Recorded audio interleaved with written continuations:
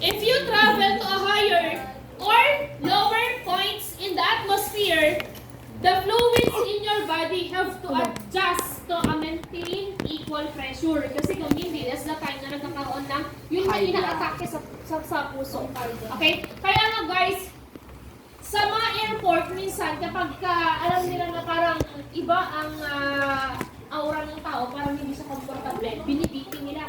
Kasi kapag yan ay sumakay ng airplane at mas lalong tumaas ang pressure, pwede siyang atake, pwede siyang bumay inside the airplane. Okay?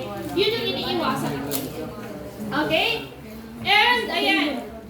Kahit sa inyo, dapat aware kayo. Lalo na kapag alam niyo na may high blood kayong uncle, mother or father, tapos papayagan niyo pa silang umakyat ng masyadong mataas or mag-airplane sila, i-educate niyo sila sa mga ganitong bagay. Kasi, kaya nga kayo nag-aaral para kayo yung may alam sana sa mga ganito.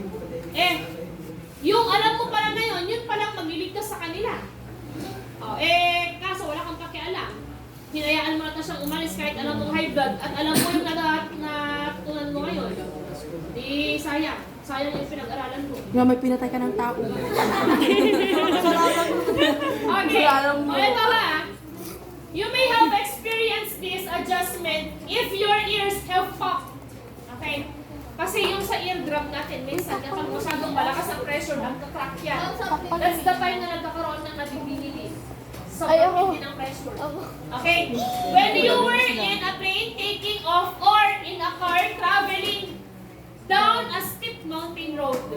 Okay? Kaya nga po, mapapansin nyo, yung mga kinukuha ng teacheria, kapag ba dito, naka-normal size siya, pero pagka akyat nyo or nasa pinaka-baba, napapansin nyo, parang mag-explode yung kanya.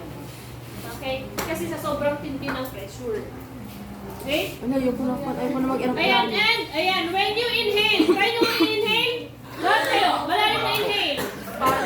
Sabay tayo. Okay. 1, 2,